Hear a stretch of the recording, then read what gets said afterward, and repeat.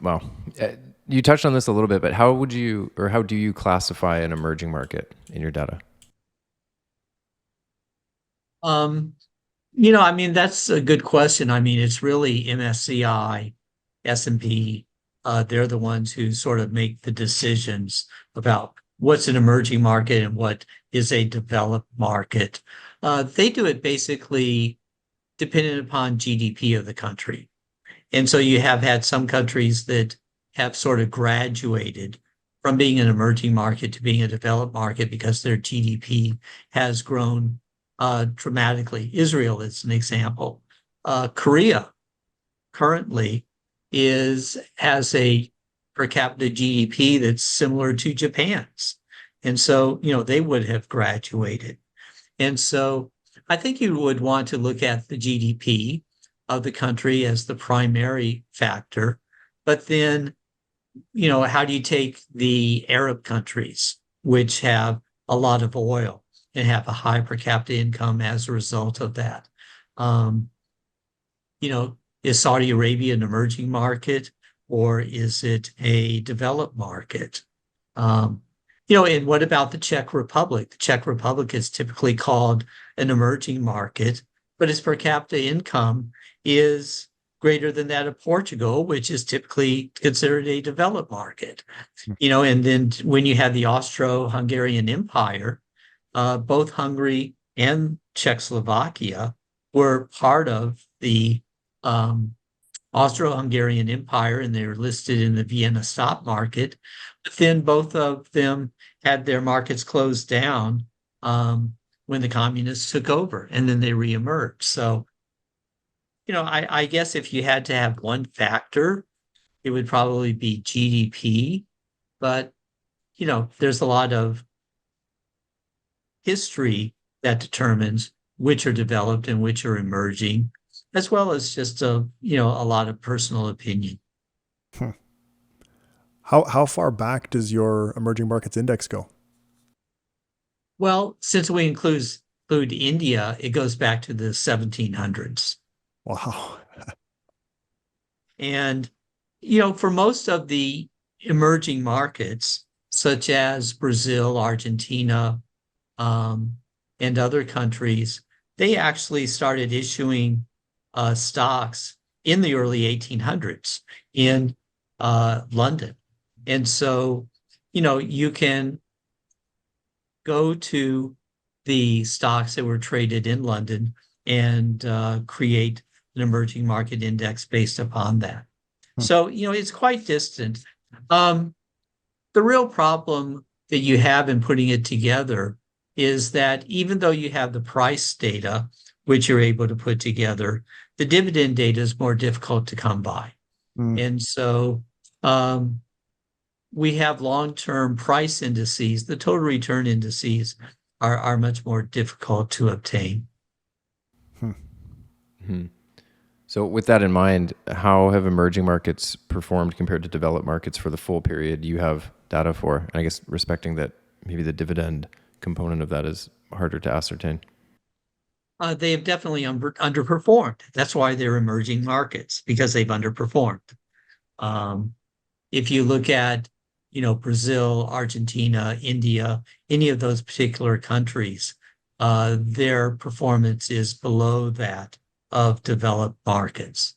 If they had superior returns, they would be a developed market. I mean, Japan's a good example. Japan, would probably have been considered an emerging market in the early 1900s, but they developed quite dramatically after World War II. And so they're considered a developed market. So it's the rate of return, and the rate of return on emerging markets is lower. And that's why they're still considered emerging markets. And then in addition to that, a number of the countries had their stock markets closed down: China, Russia, Eastern Europe.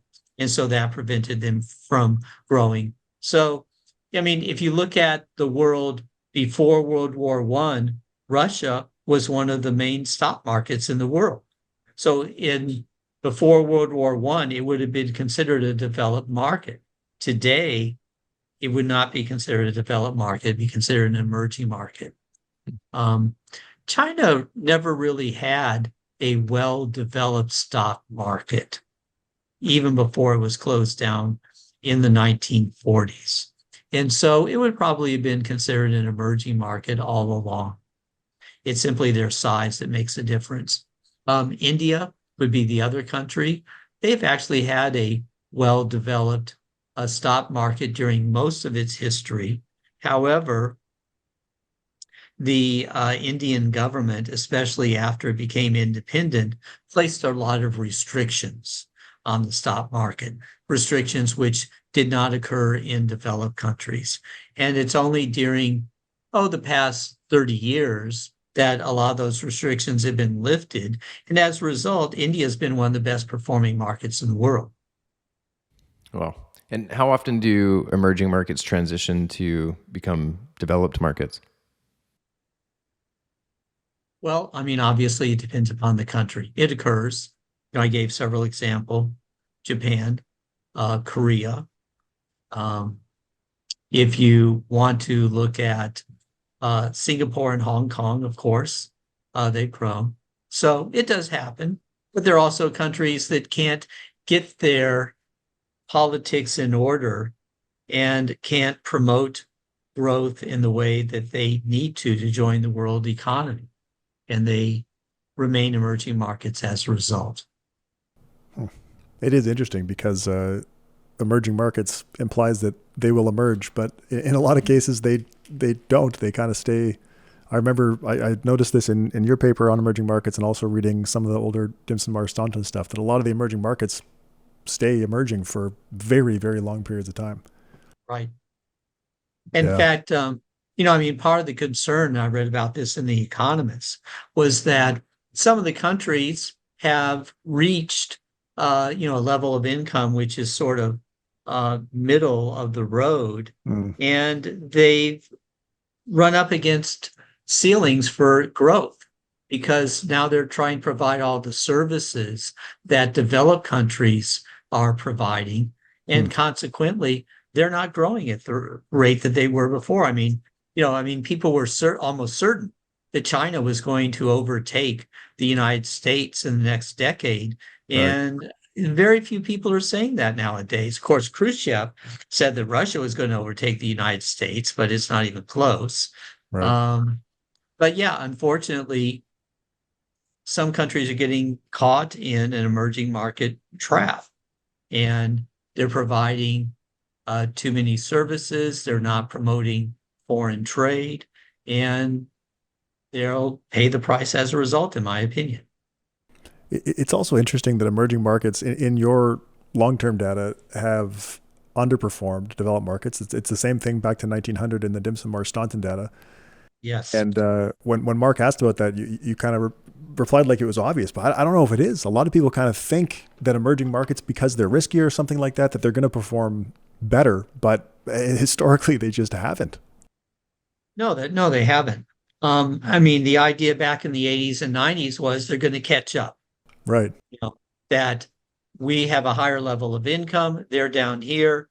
They're going to apply our technologies and everything. They'll have a higher level of education, and consequently, they're going to grow at a faster rate. But, if you look at the emerging market indices, they're the same place they were at in 2000. They Right. haven't benefited from growth during the 21st century. And, in my opinion, they, need to follow in the footsteps of countries like Israel and Korea and promote trade, promote growth in order that they can catch up. If they don't do that, then they're going to pay the price. I mean, if you look at South America, those countries simply are not pursuing growth policies. Mm. And it's unfortunate. Other than underperforming over long periods of time, how do the characteristics of emerging markets returns compare to developed markets? Like, I don't know, volatility or drawdowns, just that kind of stuff. Well, that's a very good question because first off, emerging markets are much more volatile than the developed markets. And, if you look at a country such as Brazil, you can see that there would be like a decade, or Argentina, there'd be a decade of dramatic growth in which their returns outperformed most developed markets. But then you'd have a decade of absolutely no growth. And that's why their returns are so poor, is that you don't have the steady growth. I mean, if you look at Australia, it's been one of the most steady growing countries returning to investors in the world. But if you look at Argentina and Brazil, it's a roller coaster ride. You'll have years where they do extremely well, beat the developed markets, and then you have years when their economies just collapse and they have, declines in output. I mean, Argentina is a perfect example of that. I hope that with Milei in power now, that he can turn things around. But I mean, history is against him. All you can do is hope. So I want to switch gears a little bit. You've done, or you've produced a lot of data on market concentration. I want to ask, how does the current level of concentration in the U.S. stock market look relative to history? Well, what I did was I went back over 150 years, and we have data on all of the companies that are listed in the United States back to the 1790s. So we can rank all the companies by their capitalization to find out which were the largest companies at any point in time, and then what was the total market cap at any point in time. And so it was only in the 1870s that you actually had more than 500 companies in the United States. So we really couldn't look at, concentration before then. But we did analysis over the past 150 years looking at the concentration. And what we found was that today it's the most concentrated stock market in history. Right now, the top 10 companies represent about 35% of the total stock market capitalization. It was only back in the late 50s and early 60s that another magnificent seven of companies represented such a large portion of the stock market. Now, the fear is that since there's such a high concentration in the stock market, that will be a prelude to a collapse of the stock market as these companies lose value. But if you look back at the 1950s and the 1960s, the previous period when you had such a high concentration, the stock market continued to grow for at least another decade. And what we found was that it's mainly a bear market in which the concentration declines. Concentration increases during bull markets, decreases during bear markets. And so unless we're going to have a large bear market, I don't think there's much of a worry about the concentration creating problems in the stock market. Interesting. Okay. So the U.S. stock market is currently concentrated relative to history, but not necessarily unprecedented, and probably nothing to worry about. I mean, if you look back at the 1960s, you continue to have a bull market, and then growth spread outside of what I call the Magnificent Seven back then, which were companies like IBM, General Motors, AT&T, the super large companies, multinationals that existed back. So, I think it's a matter of concern, but I think the concentration again reflects the fact that today with the internet, companies can go global very easily. And you can have a country such as Facebook, Meta, which, or Amazon or any other companies or Google, which in a matter of 10 or 20 years have reached out to the entire globe, have become trillion-dollar companies. And so I think it just reflects the changing environment that we have today rather than any problems in the stock market.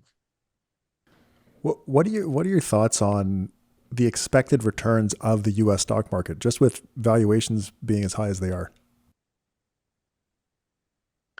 I think that they will continue along the path of the past. I mean, we've had very high returns during the past 10 years.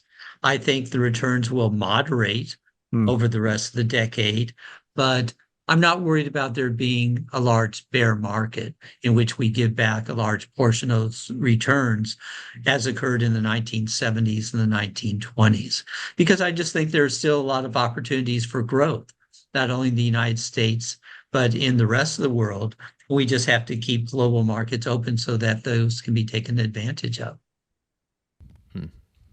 And before we get into our last question, I just have to ask, as somebody who spends a lot of time, obviously, in data and looking at the history of markets, do you ever just like wake up in the middle of the night and think that all of it is totally, completely noise and that no important inferences can be made whatsoever, and we only have one universe and one earth of data to look at?